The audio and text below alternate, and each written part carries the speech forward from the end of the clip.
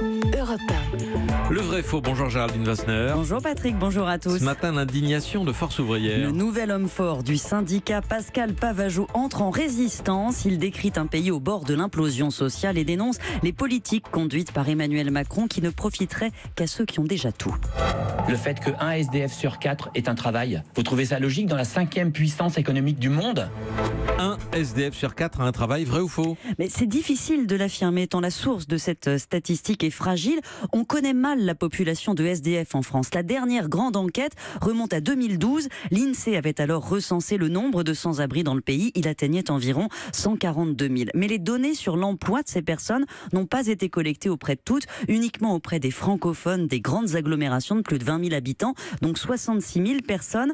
Un quart d'entre elles se déclaraient alors en effet en emploi, c'est-à-dire occupant une activité régulière ou un petit boulot. Mais la notion d'emploi elle-même doit être précisée. Un quart de ces travailleurs étaient en fait employés par un centre d'hébergement ou un foyer, souvent sans contrat, en contrepartie du gîte et du couvert. En fait, la proportion de sans-abri qui avaient réellement un travail à l'époque dans une entreprise ou chez un particulier était plutôt de 13% chez les adultes. On parle d'emploi très précaire, non qualifié, même si pour beaucoup il s'agissait de CDI. Les sans-abri subissent le temps partiel, peu payé et le travail au noir. Dans plus d'un cas sur 5, ils n'avaient aucun contrat. Est-ce que cela a évolué, Géraldine? La situation s'est aggravée depuis 2000, mais depuis 6 ans, comme il n'y a pas eu de recensement, c'est difficile à dire, d'autant plus que la crise migratoire a jeté de nouvelles populations dans la rue. Le dernier recensement qui a eu lieu uniquement à Paris en février a montré que 5% seulement des 3000 sans-abri qui dormaient dehors cette nuit-là avaient un emploi déclaré, mais c'est pas très représentatif. L'État héberge chaque jour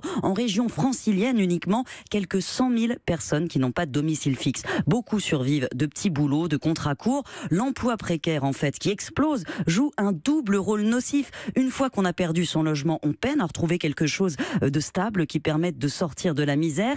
Et en amont, le risque est multiplié. Près de 40% des chômeurs en France sont considérés comme à risque de basculer dans la pauvreté, selon la Commission européenne. Et près de 9% des travailleurs sont des travailleurs pauvres. C'est en dessous de la moyenne européenne, mais ça reste extrêmement choquant. D'autant plus que les loyers ont tellement augmenté que la pression devient insoutenable pour un nombre croissant de familles et on manque de logements très sociaux pour les accueillir. Aujourd'hui, 430 000 familles attendent un logement social alors qu'elles vivent en dessous du seuil de pauvreté. Merci à vous, Géraldine Wassner.